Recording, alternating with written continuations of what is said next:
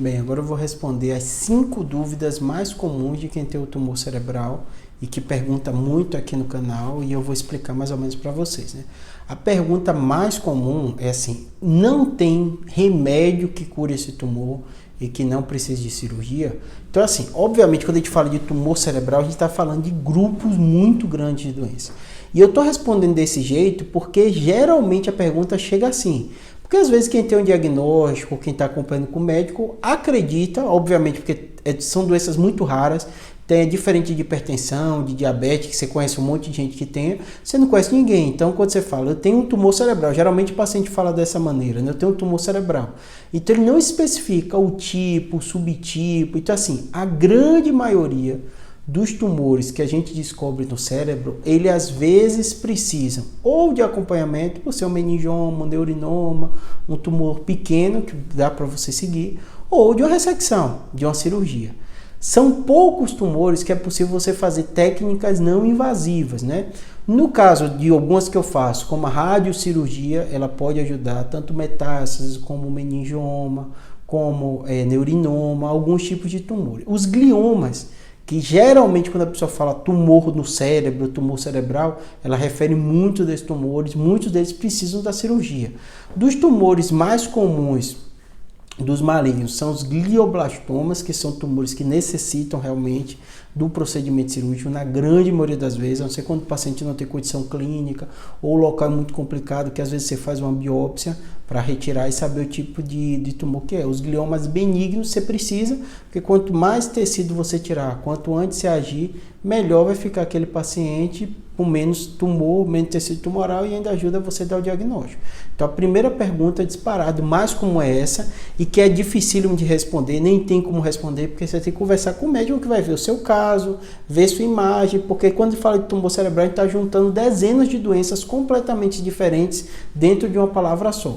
Por isso que a gente costuma dizer, hoje o tumor tem nome, sobrenome e apelido, então tem muita coisa específica para o médico definir, tá bom? Segunda coisa, né? Eu vou passar por uma neurocirurgia, eu vou ficar com sequela. Eu tenho muito vídeo aqui de complicação cirúrgica, quais são as complicações mais comuns, tudo isso. O objetivo não é assustar todo mundo, nada disso, né? Longe disso, mas na verdade é informar. Porque a maioria das pessoas que acabam procurando e vem parar aqui no canal, vê isso, é porque passou por alguma situação ou está passando, e dentro dos questionamentos que ela faz, dentro da preocupação dela, é o risco de uma cirurgia. E eu falo lá no canal, aqui no canal, e tem os vídeos falando justamente isso, né? Quais são esses índices, quais são as complicações, que é a minoria das pessoas. A grande maioria, mais de 95% dos pacientes que são submetidos a uma craniotomia para tumor não vão ter problema nenhum. Óbvio que eu estou, da mesma forma que eu falei da segunda pergunta sobre tumor cerebral, que tem muita categoria, tem dezenas de classificações, a mesma coisa. No caso de complicação da cirurgia, é mais ainda importante porque ainda tem a localização. A depender do local do tumor, pode ter algum tipo de intercorrência mais comum ou menos comum. Então, não dá para referir geral com todos os tumores, mas na maioria das vezes, uma craniotomia para o tumor, isso tem trabalho no mundo inteiro mostrando sobre a segurança, tudo isso. Hoje as complicações, as intercorrências que vão de infecção, complicações clínicas como trombose, hemorragia de leito, né, déficit novo, eles ficam na faixa dos 4%, 3%, aí vai depender muito de localização, de uma série de coisas, mas a grande maioria dos pacientes passam por uma cirurgia e vão bem, tá bom? Vamos continuando ainda das 5 dúvidas mais comuns do paciente quando vão ser submetidos a uma neurocirurgia, né? Outra dúvida muito comum, parece até com a anterior, mas essa é um pouquinho diferente, é assim: eu posso passar por uma neurocirurgia e ficar com a sequela em cima da cama? Da mesma forma que eu falei da questão da morbidade, essas 5% que a gente fala, ele inclui tudo isso. Então o paciente ele tem um receio de morrer, de ter uma complicação que leva à morte, ou passar por uma sequela e ficar em cima da cama. O que acontece muito no contexto de um tumor cerebral? É essa conversa com o médico, porque geralmente, por mais que a medicina não seja matemática, não seja uma ciência exata, há uma certa previsibilidade. Então tem tumores que eles são superficiais, o risco é baixíssimo disso acontecer. Já tem tumores que estão em cima da área motora, então tem um risco real do paciente sair com déficit, mas muitos desses melhoram. Todo mês, tem paciente meu que chega, tem uma lesão em cima da área motora, eu vou conversar com ele. Alguns pioram realmente depois da cirurgia e depois vão recuperando. Então assim, são situações que são muito específicas. Na maioria das vezes, a gente médico, quando está decidindo vai fazer ou não uma cirurgia, é nessa balança, o risco de não abordar versus o benefício, né? O risco da cirurgia versus o benefício. Então também essa é uma das perguntas mais comuns que a gente recebe dos pacientes.